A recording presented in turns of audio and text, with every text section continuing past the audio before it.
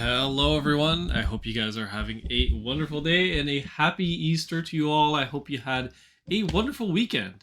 And let's dive right into some analysis here on Sunday night. And I'm doing a little bit of a Sunday night special because it's going to be a new month, and we already have the new monthly candles on Oenda and the futures. So I feel like we should probably do some analysis on what we could be expecting, right? So right now, the markets continue higher. We have a gap higher, 36 basis points on the futures, 45 on the Oenda, and the Russell and the Nasdaq are continuing to run higher. So the market is bullish, right? So lots of shorts are going to be unhappy most likely tomorrow at the open.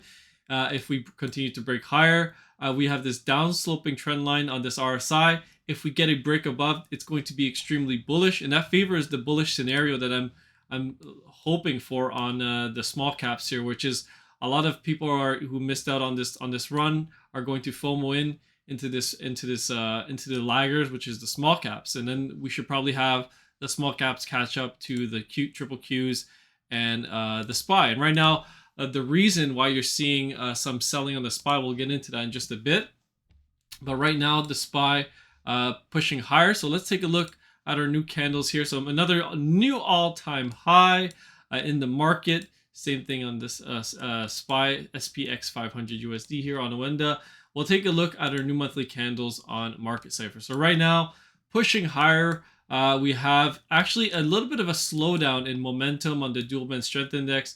We actually have a minus. Last month we had a -3 and a 10. Now we have a 8 and a 0, right? So you're starting to see momentum start to slow down. The price usually moves to the smallest numbers, right? So then more negative number, the more likely it's going to head into that direction. And right here you have a 0, right? And an 8. So you're starting to see a bit of a slowdown in momentum. Same thing on the momentum waves here. Start to curl just a little bit, but no sign of any significant top or anything like that. Taking a look at the weekly time frame, you have a bit of a neutral position in the SPY here, 3 and a 5. And then when we look at the daily time frame, looking quite bullish, green dot here, and then money flow increasing as well. And you got the VWAP about to cut back into the process zero line, which looks like we could be due for a new pump in the first month of April. So I think maybe April could be a very bullish month for the market.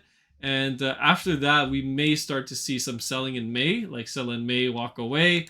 But even then, there is no guarantee that May is going to be a bad month. It could just be another bullish month in May, and then you sell at the end of May, and then it's bearish in June, right? So, but overall, I expect more upside in the market as we continue to push higher.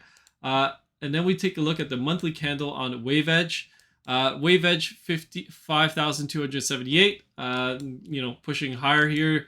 Nothing bearish on the monthly. Nothing bear. Oh, actually, weekly you have a red cross, but it has not confirmed, and it can disappear. And right now, when I look at Market Cipher, I like to line up Market Cipher with Wave Edge. I'm not seeing any significant top just yet.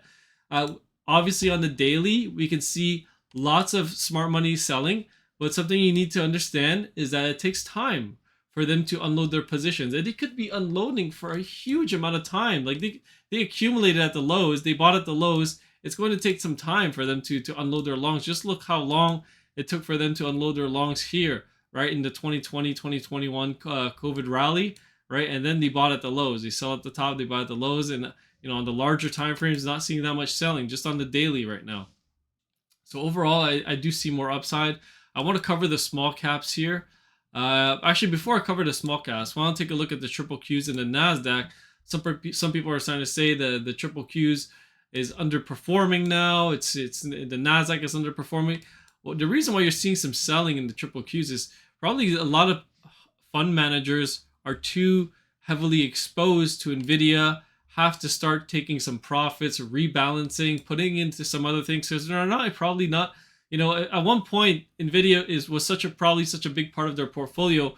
They probably weren't allowed to have it in such a big allocation to one single stock, so they had to sell and allocate to other things, and that's probably why. In my opinion, I think we're seeing the small caps starting to get a significant bid here and breaking above this resistance level that I have outlined. And I think we could get a very nice run in the small caps sooner than later.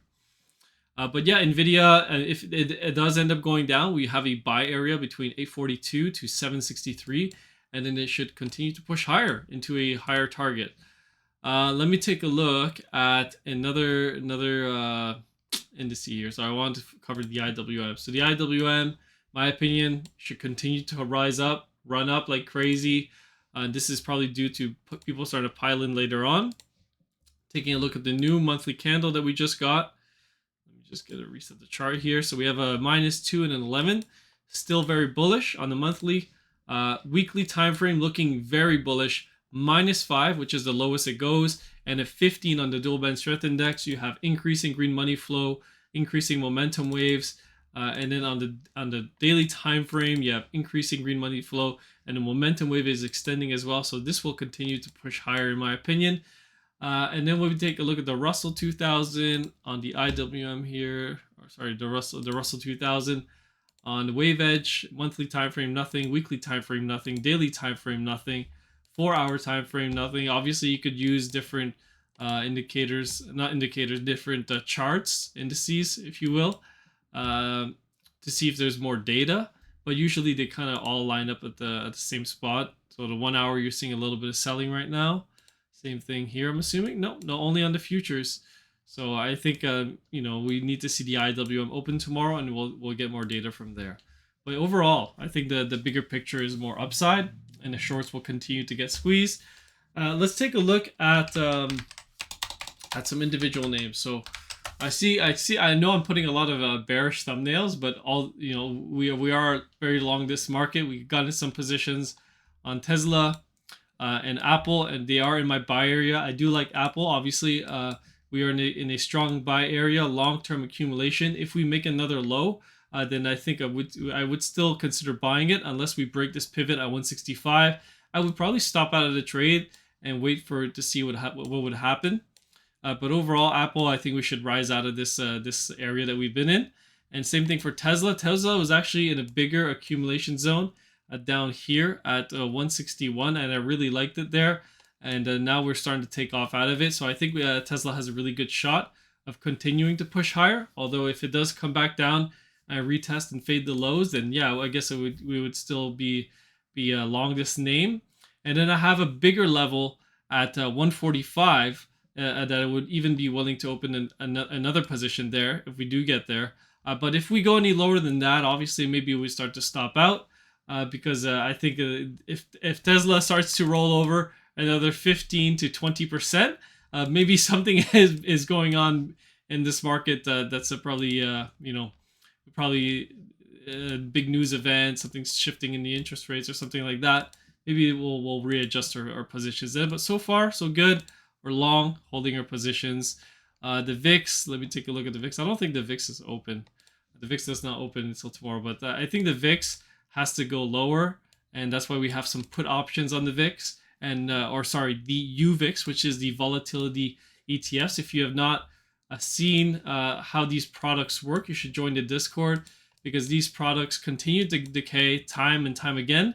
And even though we may get some nice pumps here and there, by nature, they always go to zero and they have to keep splitting the stock, right? So it's not even in terms of a short opportunity. It might not even be a bad idea to short some of these during a rally for just a more passive short position. Obviously, you don't want to do it too much because sometimes when they do explode up with a big catalyst, big news event scare, they can jump 50 to 100%, right? So there is risk associated. It's not like it's risk-free.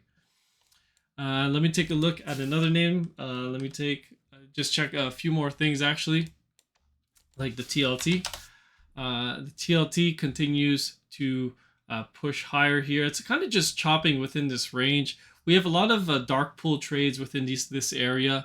Taking a look at the 20-year here, we did get rejected from this area here. We're almost invalidated this bearish scenario where it's a 1-2 setup, and then it's going to start to go down into a third wave, a fourth, and a fifth. If it goes down in this fifth wave, to me, this would signal that this is it. It's the melt-up scenario. Yields are going down. The market's going to love it. Right now, the DXY is kind of flat on the day. We'll actually take a look at the DXY on Market Cipher to see what it could be signaling.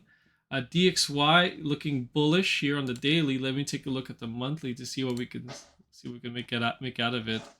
So right now the DXY has a -3 and a 14, actually looking quite bullish, and you still got green money flow and a tight momentum wave. So it's very interesting to see how the market could be set up for such a bullish run, but could also be setting up for a top at any moment, right? Because we are in my danger area, and I know we could still push higher into this area, right? Doesn't mean we have to end right here, but I think we could go a little bit deeper and higher. And I do have another bullish scenario where this is it's not an ABC, but it's more of a more bullish setup where we would be propelled even higher. Although I don't see it as likely right now, but things can change, and that's why we have to adapt. But overall, I think this market could be set up to go lower. Looking at the weekly, the DXY is actually still looking quite bullish here, with green money flow coming back, green dot confirmation, -4 and a 10 on the dual band strength index, the daily, like I said, 14 and a -2. Let's take a look at the 4-hour real quick. So 4-hour, bit of a bearish divergence here. Actually, yeah, no, not even bearish, but it's showing an ABC correction. But I don't know if this has any validity to it. I'm showing a different count on the DXY. That should be, let me see here what I got. I have it going either as an ABC down, and then this is just another what I got going on here? What did oh yeah, I said it's either a 3-wave move down, and now you're going to start to take off potentially in a 5-wave move up, which would be very bearish for the market, or this is just a retrace, right, in a wave 2, and then you'll be finished, and then you're going to start to roll over back down in a 3rd leg. So we'll see how everything plays out. Anyways, I think you guys have been really enjoying these videos. If you want to leave a like and subscribe for the video, help support the channel, or join the Discord, whatever you want. I share my trades inside the Discord, and then you guys can get some real-time signals there. Anyways, thanks for your support, guys. Have a wonderful evening, and I'll see you guys at the market open tomorrow. Peace.